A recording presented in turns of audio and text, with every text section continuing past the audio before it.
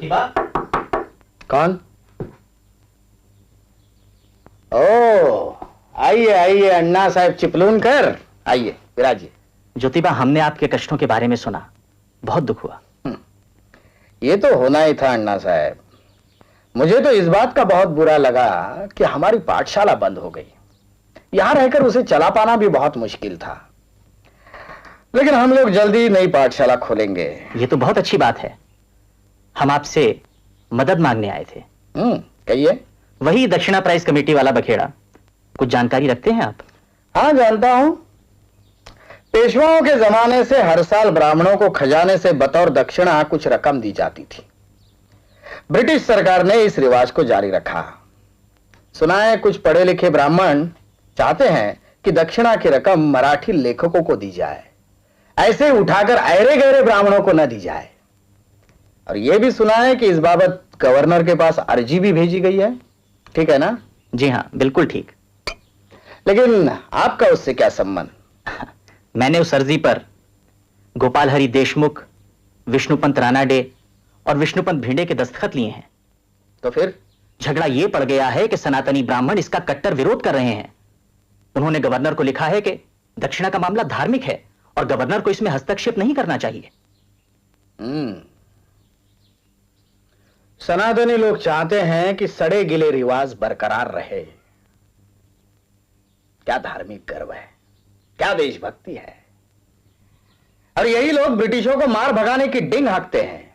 अपने को तो इतना सा भी नहीं बदलेंगे, लेकिन अंग्रेजों का तख्ता पलटेंगे और मेरे बारे में कहते फिरेंगे कि मैं देशद्रोही हूं। खैर छोड़िए, मेरे योग्य क्या सेवा है? हमारा ख्याल है कि अगर अर्जी पर आपका नाम रहेगा तो सनातनियों को 10 बार सोचना पड़ेगा। और मेरा ख्याल है कि सनातनियों का खून और भी खौल उठेगा। लेकिन ज्योतिबा, वो आपसे डरते हैं। अन्ना साहब, अगर आपका ख्याल है कि मेरा नाम देने से आपका काम बन सकता है तो बेखटके मेरे नाम का इस्तेमाल करें। मराठी भाषा का उत्थान मेरी निगाहों में शूद्रों और अतिशूद्रों का उत्थान है। बिल्कुल ठीक। सनातनियों ने उन सभी के खिलाफ कार्यवाही करने की ठानी है जिन्होंने अर्जी पर दस्तखत किए हैं। कल उन्होंने उन सभी को पंचों के सामने बुलाया है कि वो आकर बताएं कि वो संस्कृत का विरोध क्यों कर रहे हैं। अच्छा ज्योतिबा, अर्जी पर दस्तखत करने वाले हम संख्या में बहुत कम हैं और सनातनी तो भीड़ इकट्ठी कर लेंगे। हमें डर है कि कहीं मारपीट ना हो जाए। उसकी चिंता मत कीजिए अन्ना साहब। मैं शूद्र कहलाने वाले 100-200 अखाड़िया पहलवानों को आपके हिफाजत के खातिर रख दूंगा, फिर कोई गड़बड़ी नहीं होगी। लेकिन क्या नजारा होगा, मराठी प्रेमी शूद्रों के संरक्षण में सुधारवादी ब्राह्मणों का जुलूस। कोई बात नहीं, आम आदमी की भाषा को प्रोत्साहन देना हमारा कर्तव्य है।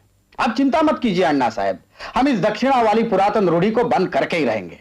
बड़ी शर्म की बात है कि तुम लोगों को रहते जुलूस शांति से निकल गया। अब वो लोग विजय मनाते घूम रहे होंगे।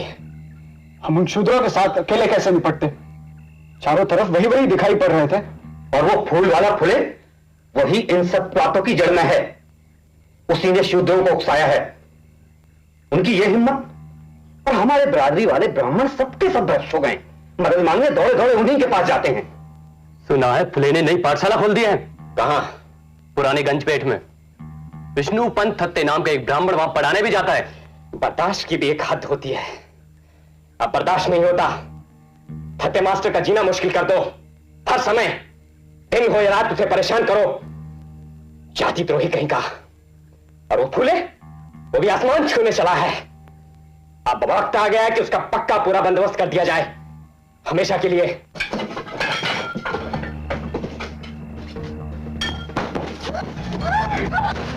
अगर चिल्लाए तो बोलो तुम लोग। रामोशी, तुम्हारी हत्या करना है। क्यों? मैंने तुम्हारा क्या बिगाड़ा? ये हमें नहीं पता। हमें सुपारी मिली है 1,000 रुपए की। अच्छा अच्छा, अगर मुझे मार डालने से रामोशियों का फायदा होता हो तो चलाओ कुलाड़ा, चलाओ ना, चलाओ। सावित्री, हमने इन्हीं लोगों के बच्चों के पढ़ाने का व्रत लिया है, उसे याद रखना और मेरे मरने के बाद भी उस काम को जारी रखना। क्या क्या कहा तूने? मैंने अपने पत्नी से कहा कि मेरे मरने के बाद शूद्रों के बच्चों को पढ़ाने लिखाने का काम बंद मत करना। शूद्रों के भलाई के खातिर काम करते करते मैं तुम्हारे हाथों मारा भी जाऊं तो ये मेरी खुशकिस्मती होगी। लेकिन उन्होंने हमें यह नहीं बताया कि तुम शूद्रों को पढ़ाते हो। वो क्यों बताते? उन्होंने हमेशा तुम्हें ज्ञान पाने से दूर रखा और चोरी डकैती हत्या का काम करके पेट भरने को मजबूर किया। वो तुम्हें इस्तेमाल करते हैं इस तरह कि तुम अपने हाथों अपना ही सफाया कर दो। 1000 रुपये कब तक पूरे पड़ेंगे? क्या तुम्हारे बेटे नाती पोते तुम्हारी तरह अपराधी बने, पढ़ लिख कर इंसान न बने, जंगलों में छिपकर जिंदगी बिताए? 1000 की रकम ज्यादा है या संतानों की जिंदगी?